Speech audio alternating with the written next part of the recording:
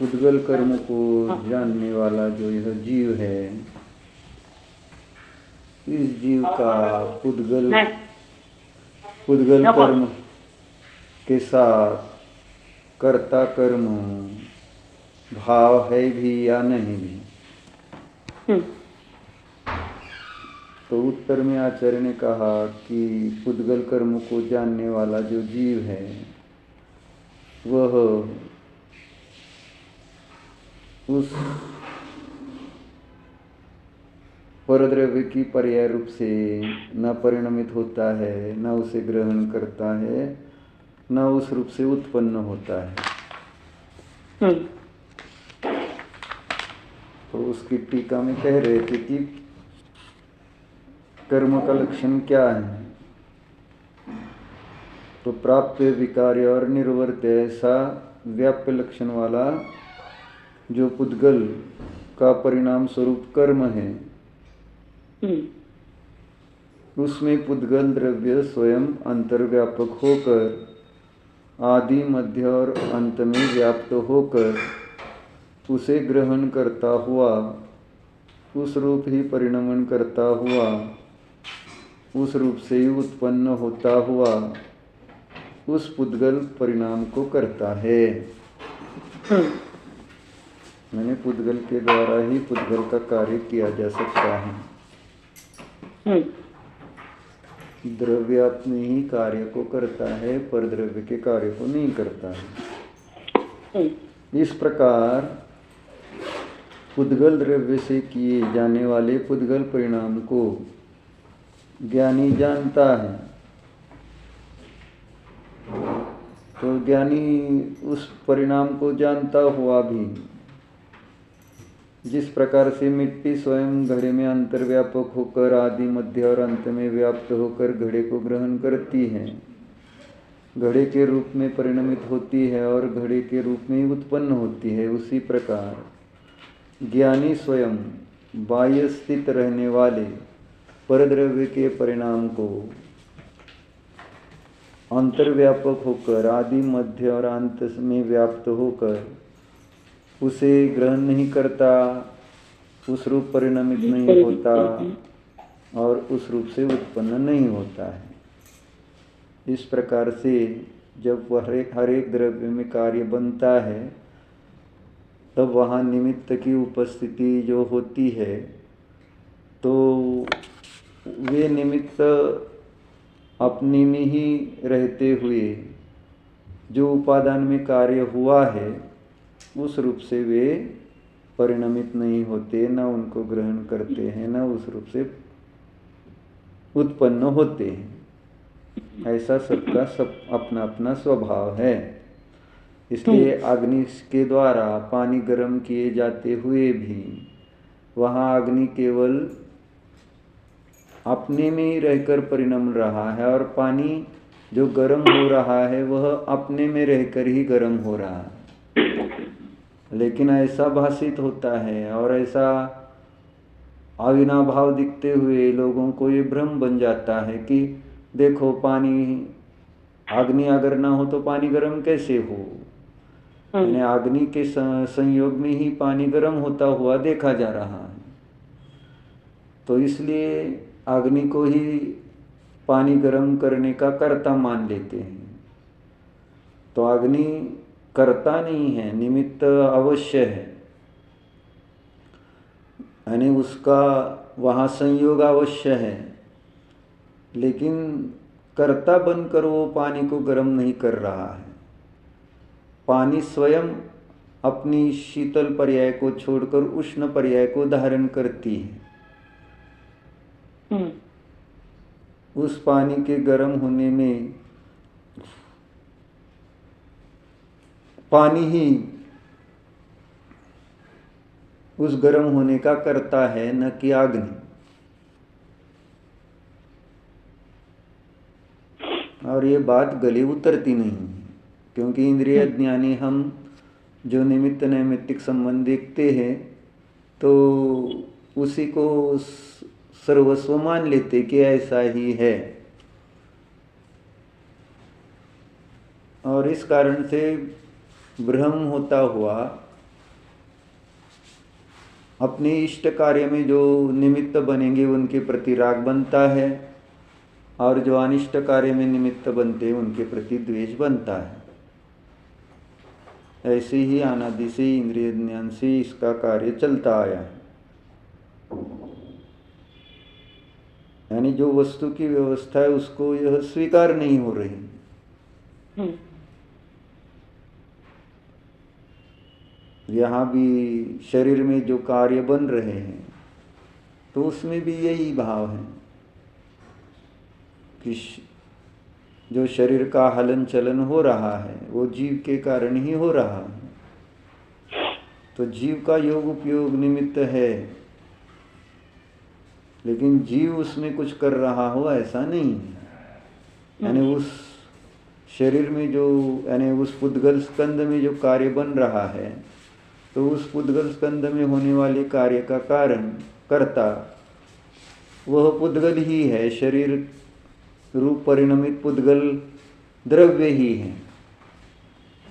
जीव द्रव्य वहाँ किंचित कर है शरीर के हलन चलन रूप क्रिया में। लेकिन जब भी शरीर का हलन चलन हो रहा है, शरीर में जो भी व्यापार बन रहा है, तो इस जीव को यही भाषित हो रहा है कि मेरे कारण ही शरीर का कार्य हो रहा है। अभ्यस्त है ना यह विषय।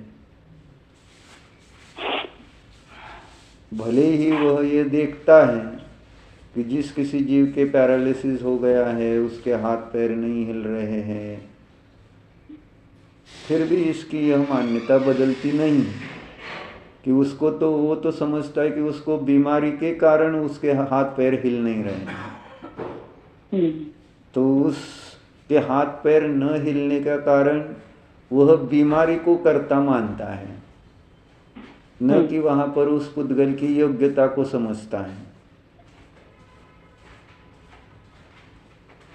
उसमें कर्तापन यानी उस शरीर में जो हलन चलन का अभाव हो दिखता है तो उस समय उस पुद्गल द्रव्य की अपनी योग्यता है, लेकिन ये उसमें भी कर्ता बाहर ही, यानी वो बीमारी को ही उस शरीर के न हिलने चलने का कारण समझता है।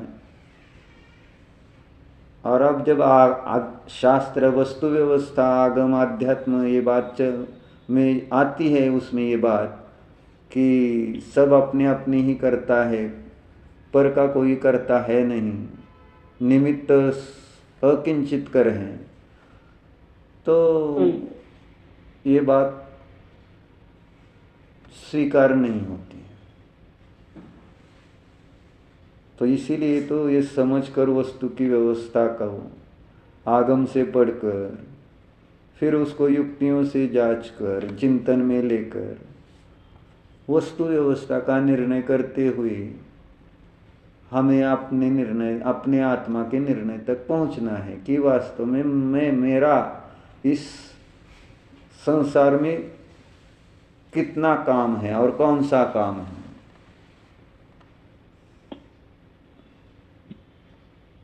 तो समझ में आ जाएगा कि संसार में मेरा कुछ भी काम नहीं है, मेरे द्वारा इस संसार में कुछ हो ही नहीं रहा है। और इस श्रद्धा से ही उसकी पर्याय में कर्म आना यानी संवर हो जाता है, फिर यानी कर्म आना रुक जाता है। ये मान्यता, इतनी मान्यता है कि मेरा कुछ कार्य नहीं है यहाँ पर, मैं तो सिर्फ यहाँ, यानी मेरा इस विश्व में जो भी कुछ संबंध है जिन किन्हीं कार्यों से, तो बस मात्र ज्ञेय ज्ञायक संबंध ही है। ज्ञेय ज्ञायक संबंध के अलावा मेरा दूसरा कोई भी संबंध नहीं है विश्व में होने वाले कार्यों से। वही बात 75 नंबर की गाथा की टीका में अमृतचंद्र देव ने कही है। पुद्गल परिणाम जो है उनका और आत्मा का केवल ज्ञेय ज्ञायक संबंध का व्यवहार मात्र होने पर वह भी व्यवहार मात्र है, यानी पुद्गल ज्ञेय है और जीव ज्ञायक है। यह ज्ञेय ज्ञायक संबंध भी व्यवहार मात्र से है। वास्तव में देखा जाए तो परद्रव्य ज्ञेय और आत्मा ज्ञायक ऐसा भी नहीं है, क्योंकि स्वचतुष्टय में ही ज्ञेय ज्ञायकपना घटित होता है। क्योंकि जो ज्ञेय को जानने का परिणाम जो है वह जीव की ही परिणति में है, यानी वो ज्ञानाकार रूप ही परिणमन होता है। जीव ज्ञान मात्र है तो जीव का परिणमन ज्ञान रूप से ही होगा, ज्ञेय रूप से कैसे होगा? यानी जो जानने में आने वाले ज्ञेय है वे ज्ञेय तो अपनी मर्यादा में ही है। इधर इधर है जैसे आईने में आने वाले चीजें, तो आईने में कोई चीज घुस नहीं जाती है ना। बहिर्व्याप्य व्यापक संबंध है बाह्य वस्तु का और उस आईने का। आईने में जो आया संबंध वो बहिर्व्याप्य है ना। ज्ञान और ज्ञेय का भी इसी प्रकार से समझना पड़ेगा। यानी आईना स्वयं उस बाह्य पदार्थ के आकार रूप से परिणमा है और जो परिणमन है वह आईने का है, उस बाह्य ज्ञेय का नहीं है, बाह्य पदार्थ का नहीं है।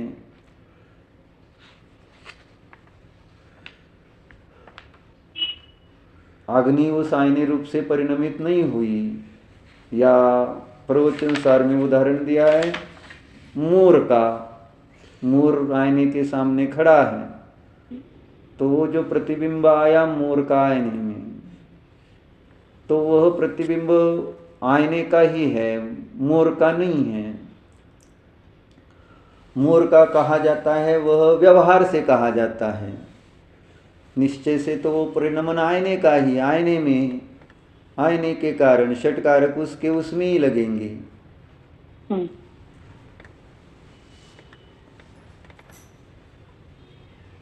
तो नियत न्याय यानी संबंध स्वीकार किया तो बस मात्र ज्ञेय ज्ञायक संबंध, बाकी कर्ता कर्म भोक्ता भोग्य आधार आदेय व्याप्य व्यापक है ना, एक क्षेत्रावगाह आदि नित्य अनित्यता ये संबंध नहीं स्वीकार किए गए। नियों के साथ अगर कुछ संबंध है, पर पदार्थ में होने वाले कार्यों के साथ कुछ संबंध है, तो बस इस जीव का ज्ञेय और ज्ञायक संबंध मात्र ही है।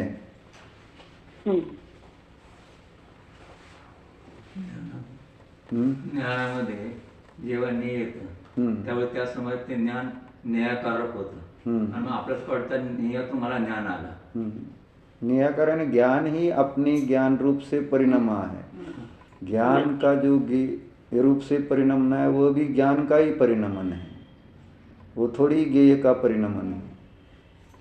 क्योंकि ज्ञान ज्ञेय को न ग्रहण करता है, न ज्ञान ज्ञेय रूप से परिणमा है, न ज्ञान ज्ञेय रूप से उत्पन्न हुआ है। जो भी परिणमन ग्रहण और जर असं प्रत्येक नियमामध्ये जर ज्ञान हे झालं तर सगळं ज्ञान संपून जाईल त्या नियमामध्ये, ज्ञान राहणारच नाही। ज्ञान त्यासह फक्त जाणण्याचं काम करते। बराबर यही बता रहे ना। तो ये हमको समझना पड़ेगा कि ज्ञान मात्र जान रहा है। जो भी जहाँ भी जितना भी कार्य विश्व में हो रहा है बस मैं जान रहा हूँ, जानने के अलावा मैं कुछ नहीं कर रहा। इसी का तो श्रद्धान करना है, इसी का तो अभ्यास करना है। ये इस रूप से ही तो केवल परिणमना है, इसी को आचरण कह रहे हैं। मैं जानने वाला मात्र हूँ, इसी का नाम चारित्र है।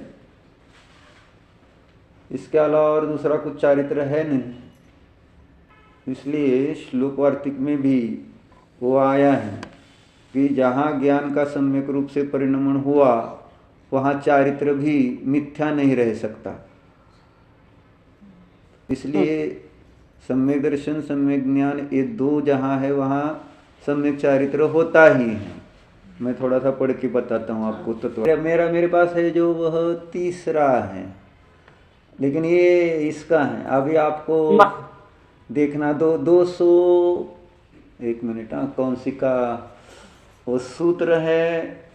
यानी मेरे पास है वो सुपार्श्व मति माता जी वाला है। आपके पास वो इसका हो, इनका होगा ना, मानिकचंद कौंडिन्य वाला। हाँ। तो उसमें जो वो सूत्र है ना, मति स्मृति चिंता अभिनिवेश, हाँ। उस सूत्र की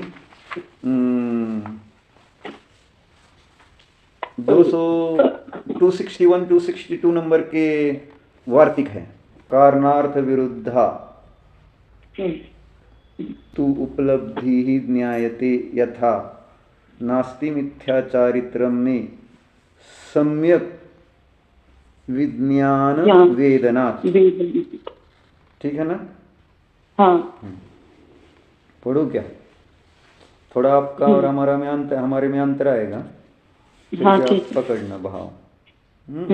प्रकरण सारा हेतुओं का चल रहा है। अनुमान के प्रकरण अंतर्गत जो अनेक प्रकार के हेतु होते हैं, तो उसकी चर्चा में ये प्रकरण आया है। कारण अर्थ विरुद्ध की उपलब्धि तो ऐसी जान ली जाती है कि, आया ना? हाँ।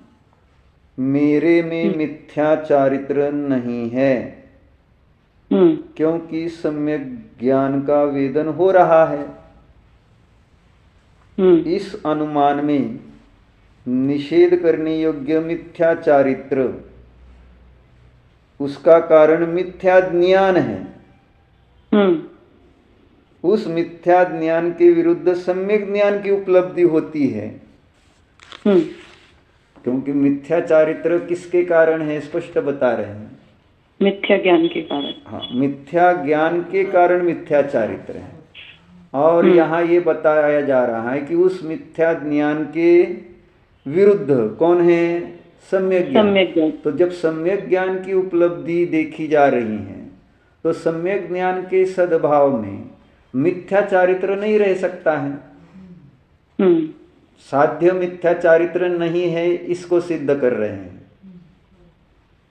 तो मिथ्या चारित्र का मेरे मिथ्या चारित्र का, यानी अवृत्ति सम्यक दृष्टि के मिथ्या चारित्र का अभाव है, क्योंकि उसके सम्यक ज्ञान पाया जा रहा है।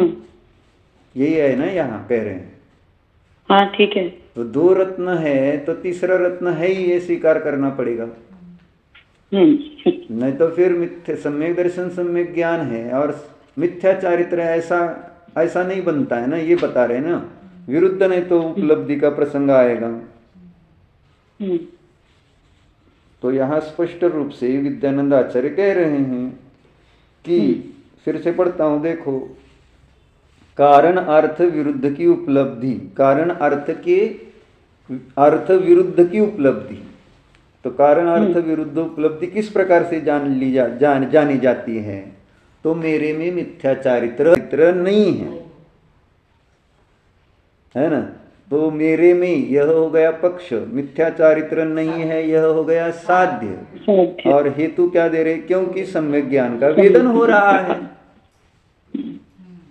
अगर अवृत्ति के सम्यक ज्ञान का वेदन है, तो इससे स्पष्ट है कि उसके मिथ्या चारित्र है नहीं। इसलिए न्याय से समझना पड़ेगा। कर्णाण योग की पद्धति और चरणाण योग की पद्धति जो है, उसमें प्रधानता बाह्य व्याप्य व्यापक संबंध को मुख्य करके कहा जाता है। यानी बाह्य संयम की मुख्यता से चारित्र का स्वरूप बताते हुए, वहाँ उस संयम रूप चारित्र के अभाव में चारित्र नहीं है या सम्यक चारित्र नहीं है, ऐसा कहते हैं अवृत्ति की। तो ये स्थूल कथन है ना, क्योंकि यहाँ चर्चा जीव के परिणामों की चर्चा हो रही है, और जीव का चारित्र कौन सा है ये समझना पड़ेगा। जीव का स्वभाव रूप चारित्र कौन सा है? संयम रूप चारित्र को स्वभाव चारित्र कहेंगे क्या? ऐसा प्रश्न आता है। तो संयम रूप चारित्र का भी अभाव हो जाता है आगे जाकर। तो संयम रूप चारित्र भी अपना स्वरूप नहीं है, जैसे शुक्ल ध्यान भी अपना स्वरूप नहीं है, क्योंकि मोक्ष अवस्था में धर्म शुक्ल दोनों ध्यानों का, जैसे आर्त रौद्र ध्यान का अभाव है, ऐसे ही धर्म शुक्ल ध्यान का भी अभाव है। मोक्ष में किसी प्रकार का ध्यान ही नहीं है ना। तो ध्यान नहीं है तो ज्ञान नहीं है ऐसा कहेंगे, कि ध्यान नहीं इसलिए चारित्र नहीं ऐसा कहेंगे, ध्यान नहीं इसलिए श्रद्धा नहीं ऐसा कहेंगे क्या? कि ध्यान नहीं इसलिए अतीन्द्रिय आनंद भी नहीं है। अभिप्राय समझना पड़ेगा ना। हाँ। तो ऐसी यहाँ पर जब संयम रूप चारित्र वृत्ति के नहीं है तो उसके चारित्र का अभाव, यानी अभाव ही कहेंगे क्या?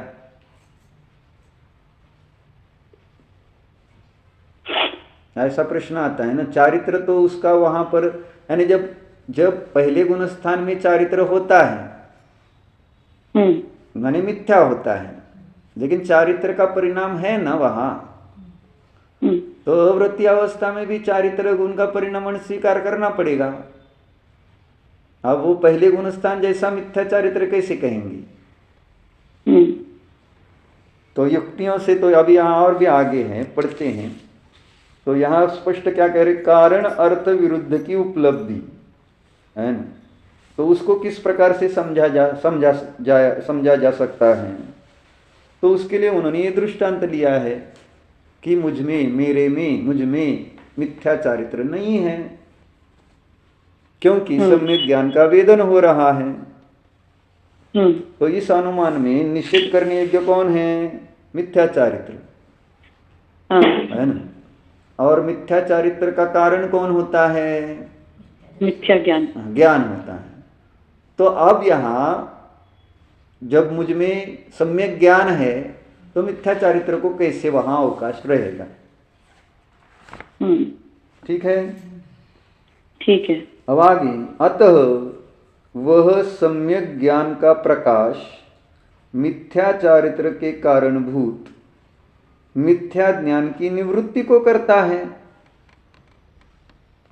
क्या कर रहे हैं? कह रहे हैं सम्यक ज्ञान का प्रकाश मिथ्या चारित्र के कारणभूत जो मिथ्या ज्ञान है उसकी निवृत्ति का कारण है ना। यानी सम्यक ज्ञान से मिथ्या ज्ञान की निवृत्ति होती है। लेकिन उससे मिथ्या ज्ञान की निवृत्ति कहने से पहले उन्होंने कहा कि सम्यक ज्ञान का जहां प्रकाश हुआ वहां मिथ्या चारित्र का कारणभूत मिथ्या ज्ञान नष्ट होने से वहां मिथ्या चारित्र नहीं रहेगा, है ना। अतः वह सम्यक ज्ञान का प्रकाश मिथ्या चारित्र के कारणभूत मिथ्या ज्ञान की निवृत्ति करता है, और मिथ्या ज्ञान की निवृत्ति उस मिथ्या चारित्र की विशेष रूप से निवृत्ति कराने वाली हो जाती है। ठीक है। अब आगे शंका। सम्यक ज्ञान से मिथ्या ज्ञान की निवृत्ति अवश्य हो जाती है, किंतु मिथ्या ज्ञान की निवृत्ति तो मिथ्या चारित्र की निवृत्ति करने वाली नहीं है, क्योंकि जिस आत्मा के सम्यक ज्ञान उत्पन्न हो गया है उसके भी अचारित्र की प्रसिद्धि है।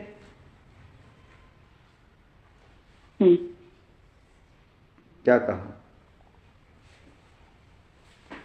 हाँ, मैंने चौथे गुण स्थान में जिनके सम्यक ज्ञान प्रकट हो गया है उनके भी अचारित्र की प्रसिद्धि हो रही है, ये कह रहे हैं यहाँ पे शंका में। तो उसके चारित्र ज्ञान, हाँ, जो आगम से बात चलती है कि उसके चारित्र नहीं है, असंयम है, उस दृष्टि से यानी उसको सम्यक चारित्र नाम नहीं दिया जा रहा ना। हाँ, इस अपेक्षा से शंकाकार की शंका है। यानी जहां मिथ्या ज्ञान की निवृत्ति हुई वहां सम्यक चारित्र होना चाहिए, ऐसी व्याप्ति कहाँ है? सम्यक ज्ञान देखा जाता हुआ भी वहां अचारित्र देखा जा रहा है, न कि सम्यक चारित्र या मिथ्या चारित्र, उसको यानी सम्यक चारित्र का वहां सद्भाव नहीं है ये सिद्ध करना है शंकाकार को। ठीक है, हाँ आपके इसमें पढ़िए, आपकी इसमें भी ये शंका होनी चाहिए, क्योंकि टीका में हाँ क्या है शंका? यहाँ शंका है कि सम्यक ज्ञान से मिथ्या ज्ञान की निवृत्ति अवश्य हो जाती है, किंतु मिथ्या ज्ञान की निवृत्ति तो मिथ्या चारित्र की निवृत्ति कराने वाली नहीं ठहरती है ना। मिथ्या ज्ञान जहाँ निवृत्त हुआ वहां मिथ्या चारित्र निवृत्त होना चाहिए, ऐसा नियम नहीं है। शंका है क्योंकि हाँ, क्योंकि जिस आत्मा के सम्यक ज्ञान उत्पन्न भी हो गया है उसके भी चतुर्थ गुण स्थान में अचारित्र की प्रसिद्धि हो रही है। ठीक है, हाँ मैंने चौथे गुण स्थान वाले को सम्यक चारित्र नहीं है ऐसा कहना है शंकाकार को, जो कर्म कांड में अभी आपने पढ़ा था और उसी पर जोर आया था, होता ही नहीं है ना।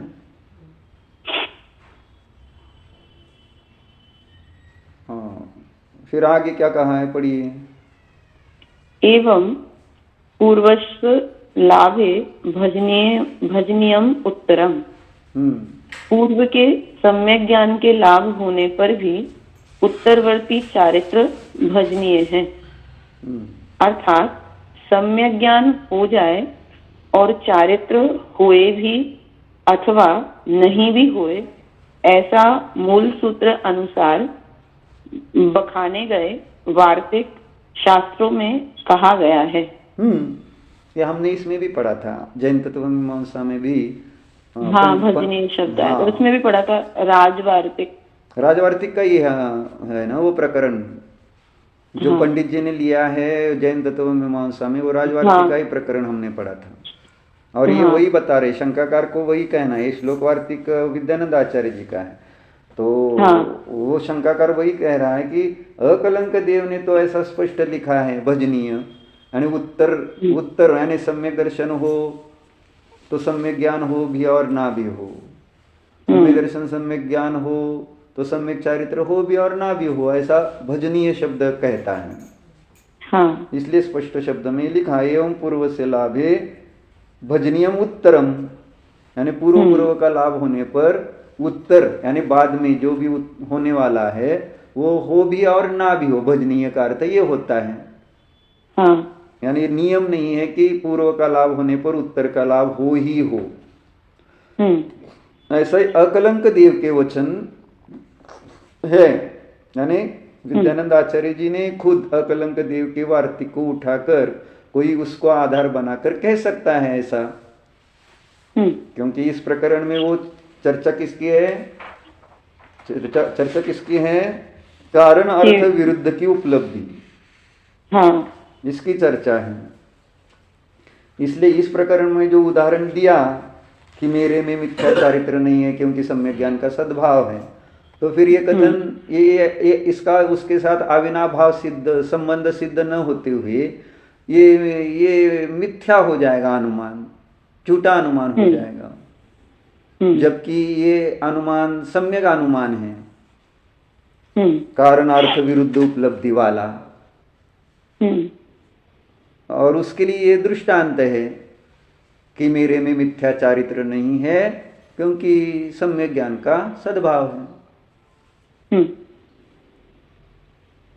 तो इस अनुमान वाक्य का खंडन कोई इस प्रकार से करता है शंका उठाकर, है ना, कि जहां जहां सम्यक ज्ञान है वहां वहां सम्यक चारित्र हो ही ऐसा नियम नहीं है। इसके लिए पहला उदाहरण उन्होंने दिया, पहला हेतु दिया उन्होंने कि जैसे अव्रति चौथे गुणस्थान में सम्यक ज्ञान है लेकिन सम्यक चारित्र नहीं है, और दूसरा ये आगम का आधार देकर कह रहे हैं कि सम्यक ज्ञान हो जाने पर भी चारित्र हो भी अथवा नहीं भी हो, ऐसा मूल सूत्र अनुसार वार्तिक शास्त्र में कहा गया है। वार्तिक शास्त्र माने तत्वार्थ राजवार्तिक अकलंक देव का। आगे अन्यथा यानी सम्यक ज्ञान के होने पर सम्यक चारित्र की भी सिद्धि मानी जाएगी, तब तो उस अक्लंक वचन का व्याघात होता है। व्याघात, व्याघात क्यों कह रहे हो? हाँ, व्याघात होता है। फिर से। अन्यथा यानी सम्यक ज्ञान के होने पर सम्यक चारित्र की भी सिद्धि मानी जाएगी, तब तो उस अक्लंक वचन का व्याघात होता है। यानी अर्थ क्या हुआ? जो 26 नंबर समय सर की गाथा है ऐसे ही ना, यदि जीवो न शरीरम तिथयारायरी संतुली चेव सौवादिमिच्छा। हाँ, यदि जीव और पुद्गल भिन्न भिन्न है तो फिर शरीर आश्रित स्तुति मिथ्या हो जाएगी। हाँ, तो यही कह रहे हैं अब यहाँ पर कि अकलंक देव कि अगर आप सम्यक ज्ञान के कारण सम्यक चारित्र का सद्भाव सिद्ध कर रहे हो तो फिर अकलंक के वचन झूठे होंगे। तीर्थंकर की जो स्तुति है वो झूठी हो जाएगी, जीव और पुद्गल अगर भिन्न है तो। ऐसी शंकाकार की शंका है। तो यहाँ पे भी वैसे वाला उत्तर देंगे क्या? क्या तू नए विभाग तो नहीं जानता? अब देखो उन्हें क्या कहते हैं, समाधान दिया है ना आगे। पढ़िए।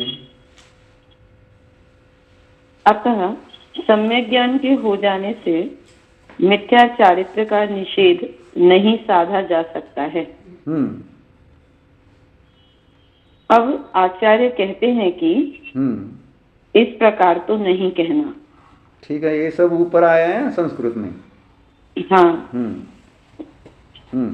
क्योंकि सम्यक ज्ञान हेतु से मिथ्या आगम, मिथ्या उपदेश, हिंसा पोषक वेद आदि के ज्ञानों को कारण मानकर उत्पन्न होने वाले पंच अग्नि साधन, पेड़ों पर उल्टा लटकना, एक हाथ को ऊपर ही उठाए रखना, नख, जटा बढ़ा लेना आदि मिथ्या चारित्रों का निषेध किया गया है।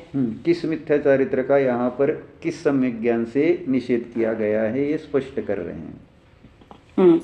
यानी हम जो अवृत्तीय अवस्था में सम्यक ज्ञान उत्पन्न होता है उस सम्यक ज्ञान के द्वारा किस मिथ्या चारित्र का निषेध कर रहे हैं।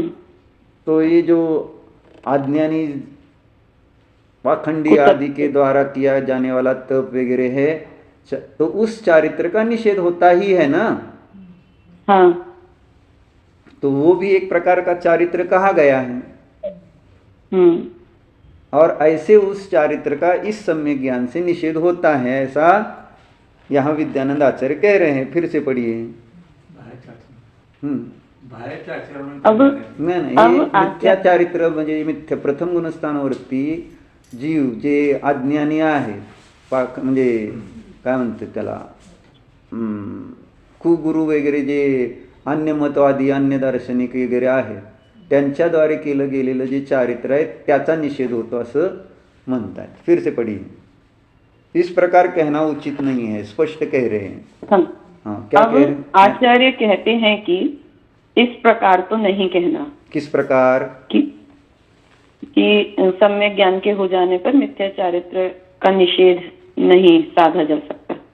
अर्थात मिथ्या चारित्र का निषेध साधा जा सकता है। सम्यक ज्ञान से मिथ्या चारित्र का निषेध साधा जा सकता है, ऐसा उसका सीधा अर्थ है। क्योंकि सम्यक ज्ञान हेतु से मिथ्या आगम, मिथ्या उपदेश, हिंसा पोषक वेद आदि के ज्ञानों को कारण मानकर उत्पन्न होने वाले पंच अग्नि साधन, पेड़ों पर उल्टा लटकना, एक हाथ को ऊपर ही उठाए रखना, नख, जटा बढ़ा लेना आदि मिथ्या चारित्रों का निषेध किया गया है। अर्थात मिथ्यात्व, अनंतानुबंधी और मिश्र प्रकृति का उदय होने पर हो रहे मिथ्या चारित्र या मिश्र चारित्र का सम्यक ज्ञान से निषेध साधा जाता है। तीनों बताया, मिथ्यात्व, अनंतानुबंधी और मिश्र। इनका निषेध साधा जाता है। हाँ। अप्रत्याख्यानावरण, प्रत्याख्यानावरण आदि चारित्र मोहिनीय कर्म का उदय होते संते, ये संते क्या होते हैं? होने पर, ऐसा होते संते, होते संते हो रहे निवृत्ति परिणामों के, ऐसा अर्थ होता है उसको। संते माने होना, होते हुए, होते हुए। अप्रत्याख्यानावरण, प्रत्याख्यानावरण आदि चारित्र मोहिनीय कर्म का उदय होते हुए हो रहे निवृत्ति परिणामों के अभाव स्वरूप अचारित्र का तो निषेधपना अनिष्ट है। मैं यहाँ पढ़ता हूँ, शॉर्ट में दिया है। इस प्रकार कहना उचित नहीं है, क्योंकि सम्यक ज्ञान हेतु में मिथ्या आगम, मिथ्या उपदेश, हिंसा, पोषक वेद आदि के ज्ञानों को कारण मानकर उत्पन्न होने वाले पंच अग्नि साधन आदि मिथ्या चारित्रों का निषेध किया गया है। किंतु चारित्र मोहनीय कर्म के उदय से होने वाले निवृत्ति परिणामों के अभाव स्वरूप अचारित्र का निषेध नहीं किया गया है। क्या हुआ? यानी चारित्र मोह के उदय के निमित्त से होने वाला जो अचारित्र है उसका हम यहाँ निषेध नहीं कर रहे हैं। मिथ्यात्व, अनुबंधी और मिश्र के उदय वाले चारित्र का निषेध कर। हाँ, लेकिन अप्रत्यज्ञान प्रत्यज्ञान संजोलन के उदय के कारण होने वाला जो अचारित्र है उसका हम यहाँ निषेध थोड़ी कर रहे हैं। ठीक है ना? क्योंकि आगे उन्होंने स्पष्ट, क्योंकि उसका निषेध करना अति सामान्य रूप से मोहनीय कर्म के उदय की अपेक्षा रखने वाला अचारित्र और मिथ्या चारित्र दोनों में भी अभेद करके आगम में निरूपण किया गया है। आगम ये समझ नहीं आया। यानी आगम में मिथ्या चारित्र और अचारित्र का जो वर्णन किया है वो सामान्य रूप से ही किया, क्योंकि 1 से 4 गुणस्थान तक को असंयमी बताया ना। वो दर्शन मोह की अपेक्षा से भी लेते हैं ना चारों गुण स्थानों को। हाँ, दर्शन मोह की अपेक्षा मुख्यता से लेते हैं आगम भाषा में। हाँ, है ना? लेकिन यहाँ पर ये भी स्पष्ट कर रहे हैं कि पहले गुणस्थान वाला जो चारित्र है वो मिथ्या ही है, 1 से 3 गुणस्थान वाला, और चौथे गुणस्थान वाला जो चारित्र है वह अचारित्र नाम से प्रसिद्ध किया है। हाँ, उसको मिथ्या चारित्र भी नहीं कह रहे हैं और सम्यक चारित्र भी नहीं कह रहे हैं। हाँ, है ना? तो आगम में मिथ्या चारित्र और अचारित्र का सामान्य रूप से ही वर्णन किया है। और इस कारण से वहां पर सम्यक ज्ञान के सद्भाव में चारित्र का अभाव बताया जाता है। यानी सम्यक ज्ञान का भले सद्भाव देखा जा रहा हो लेकिन वहां चारित्र मिथ्या चारित्र नहीं है या अचारित्र नहीं है, ऐसा नहीं है। यानी मिथ्या चारित्र और अचारित्र दोनों को एक करके ही वर्णन आगम में किया गया है। आगम में इस बात को भी बराबर ध्यान में रखते हुए वर्णन कर रहे हैं यहाँ विद्यानंद आचार्य। हम यहाँ किस चारित्र का निषेध कर रहे हैं? सम्यक ज्ञान के सद्भाव, है ना? तो वो जो मिथ्या दृष्टि वाला चारित्र है उसका निषेध किया जा रहा है। और एक दृष्टि से हम विचार कर सकते हैं, जो क्या लगे ना, हाँ, एक दूसरी दृष्टि से वही विचार कर सकते हैं कि क्या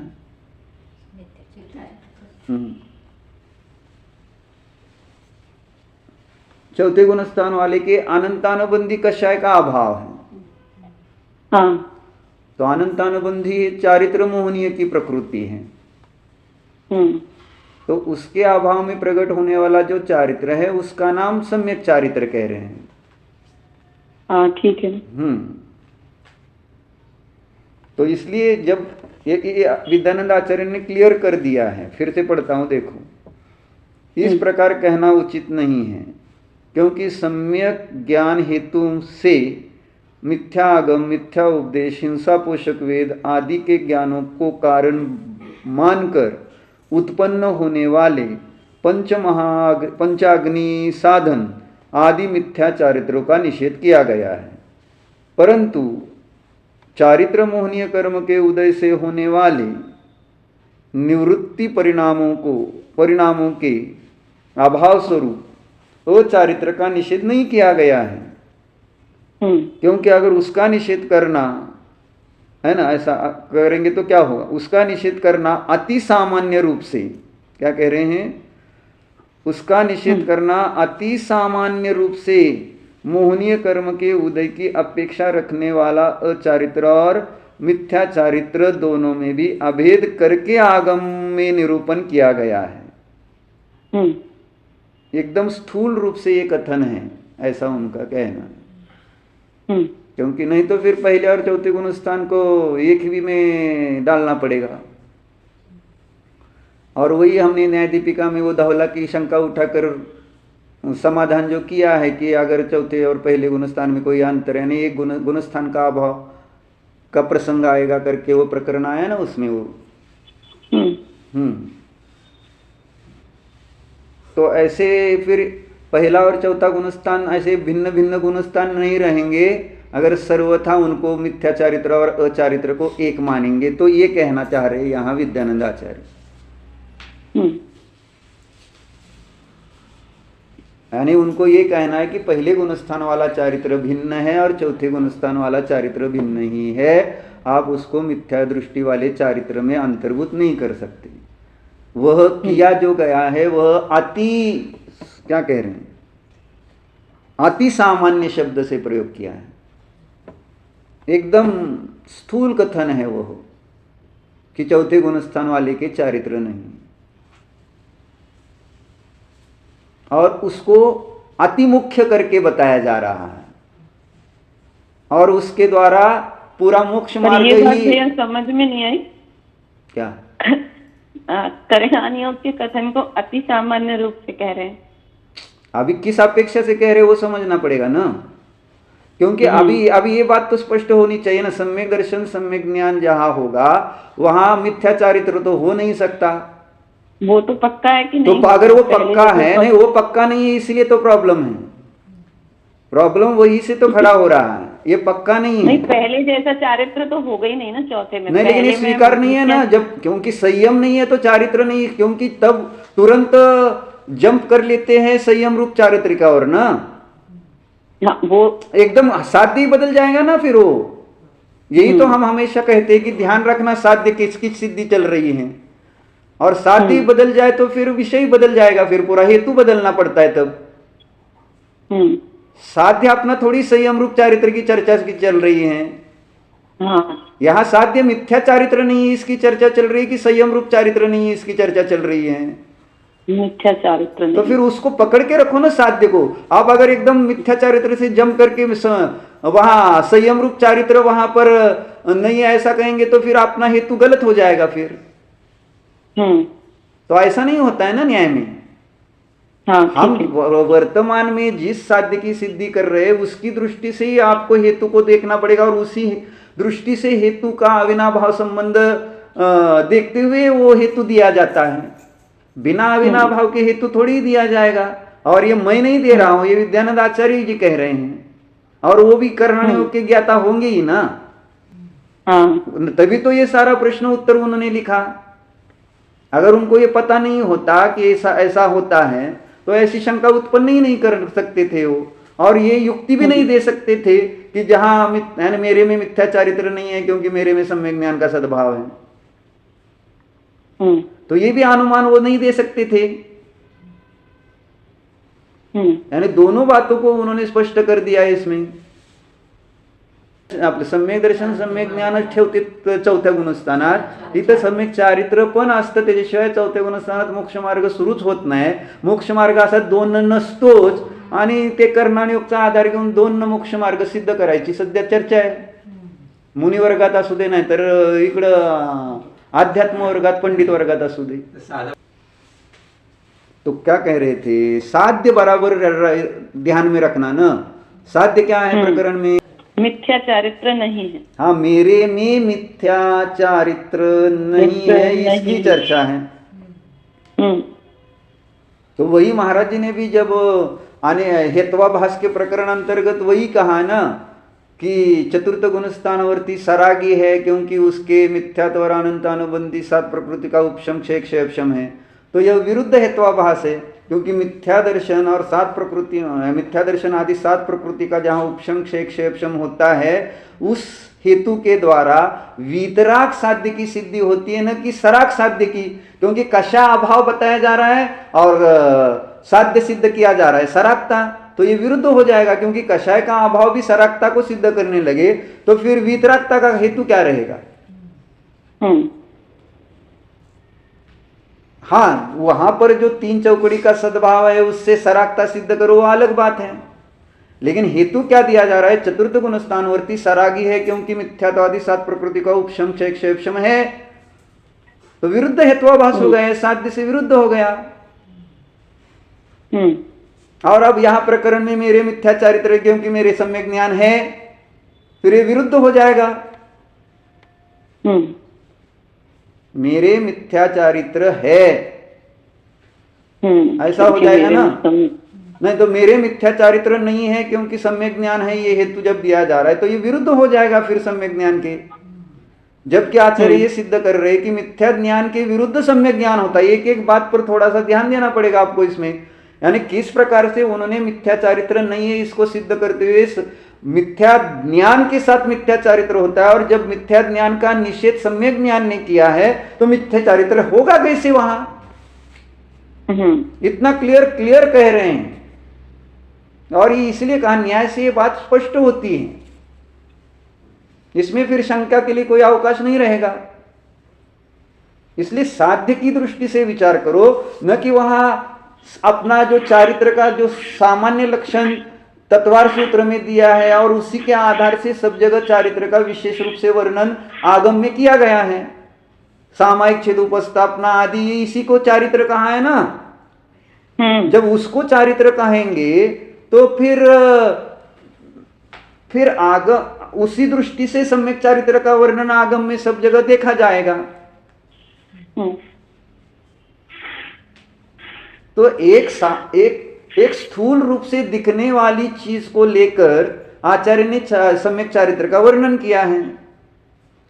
तो जो अंतरंग में चलने वाला चारित्र का परिणाम है उसको गौण क्यों कर रहे, अभाव कर रहे। गौण किया तो भी चलता, लेकिन अभाव किया जा रहा है, यानी अनंत अनुबंधी का अभाव होने पर चारित्र का, जीव के चारित्र परिणाम वहां पर आंशिक प्रकट होने ही होंगे, नहीं तो उसको चारित्र मोह की प्रकृति मत मानो।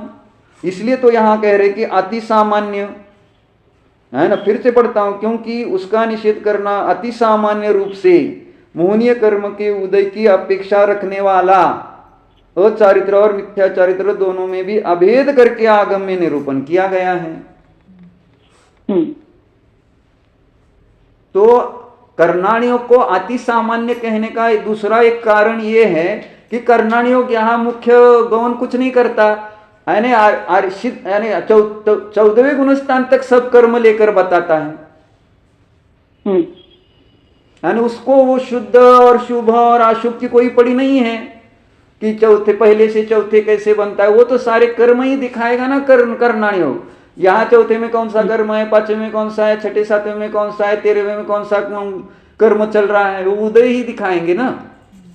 और उसी को तो आधार बनाकर कुंद आचार्य ने सिद्ध किया कि इन गुण स्थानों का कर्ता तो है ना जीव नहीं है,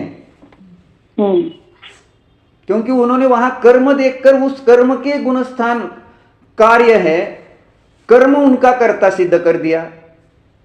ये है आध्यात्म दृष्टि।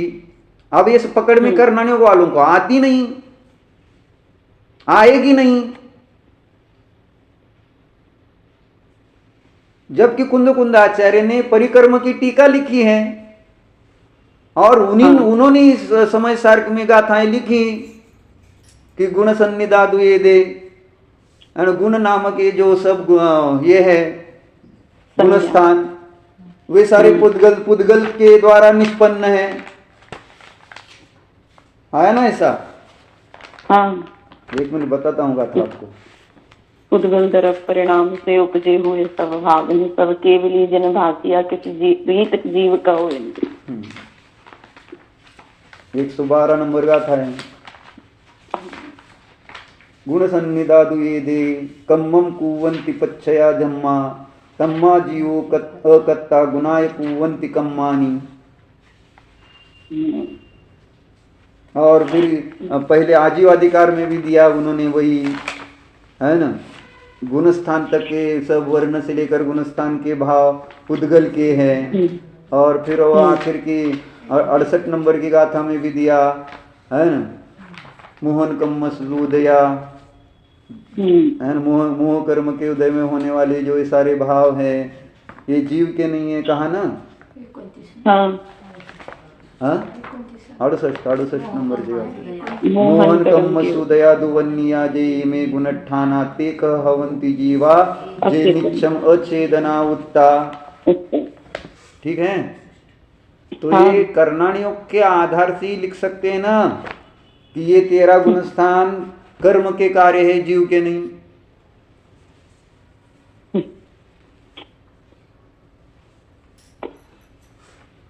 तो ये जिसको पता है कि वहां कर्म किस प्रकार से काम कर रहे हैं, तो उसकी अपेक्षा से ही कुंद कुंदाचार्य ने उसको कर्ता कर्म संबंध उनका कर्म के साथ बिठाया। 13वें गुणस्थान का भी कर्ता कर्म संबंध कर्म के साथ बिठाया, जीव के साथ नहीं। क्योंकि उन्होंने स्पष्ट लिखा है सामन्न पच्छया खलु चौरो बनंति बंध कत्तारो मिच्छत्तम अविरमणम कसाय जो गाय बोध हुआ। यानी सामान्य प्रत्यय 4 कहे और उसके ही विशेष भेद 13 कहे हैं। तो कुंद कुंदाचार्य को तो 13 गुणस्थान प्रत्यय रूप भाषित हो रहे हैं, यानी आश्रव रूप भाषित हो रहे हैं आध्यात्म भाषा में। और फिर कर्णाणी योग वाले तो सर्वथा उसको फिर उसको अब यही तो सावधानता रखनी है ना। कर्णाणी योग ने इस प्रकार से बताया कि ये 13 गुणस्थान कर्म के निमित्त से होते हैं, तो उसको जीव को ही उसका सर्वथा कर्ता मान लिया। जीव ने ही वो काम किया है, तो अशुद्ध निश्चय से भले जीव ने कार्य किया है। अब दूसरा न देखकर उसको भी उस दृष्टि से देखना पड़ेगा ना। कर्ता कर्म संबंध किसका किसके साथ था? 4 घाती कर्म का उदय होना, यानी 13वें गुणस्थान में, और योग का मूल वहां पर कारण योग है। तो योग के कारण 13वां गुणस्थान है, इसलिए जीव उसका कर्ता नहीं है, क्योंकि जीव मिथ्यात्व वृत्ति कषाय और योग रहित है ना। तो ये बातें कर्णाणी योग बुद्धिपूर्वक अबुद्धिपूर्वक ऐसा कुछ भेद नहीं करता है। जितना जो भी कर्म के निमित्त से श्रेणी में भी जो देखो तो सारा किसके अपेक्षा से वर्णन है? शुद्धोपयोग से वर्णन है क्या? क्षपनासार लब, ये देखो लब्धिसार, श्रेणी में भी सारा वर्णन किसका है? कर्म का ही है। शुद्धता का कहां वर्णन है वह? तो हमको अगर श्रेणी आरूढ़ होना है तो कर्म को क्या और दृष्टि देकर नष्ट होगा? वो गुण श्रेणी आरूढ़ होंगे क्या? या चौथा गुणस्थान भी 7 प्रकृति का उपशम क्षेम करना है, तो वो कर्म का उपशम क्षेम कर सकते हैं क्या हम? नहीं। तो फिर यहाँ एक बाहर की चीज को अपनी जगह स्वीकार करते हुए अंतरंग परिणाम को भी कुछ वैल्यू है कि नहीं है? तो करना नहीं होगा, वाले 0 वैल्यू दे रहे हैं जीव को, यानी कर्म की इतनी आती। इसलिए तो कहा कुंद कुंदाचार्य ने कि बंध का चिंतन करते हुए कोई बंध से मुक्त नहीं होता। ओम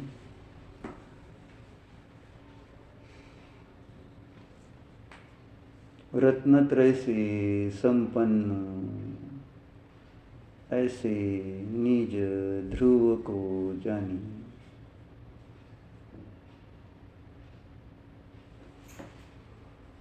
मैं ज्ञायकात्मा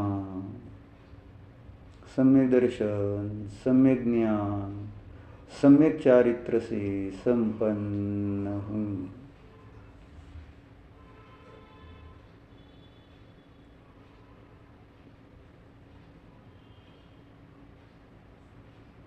रत्नत्रयस्वरूपोऽहम्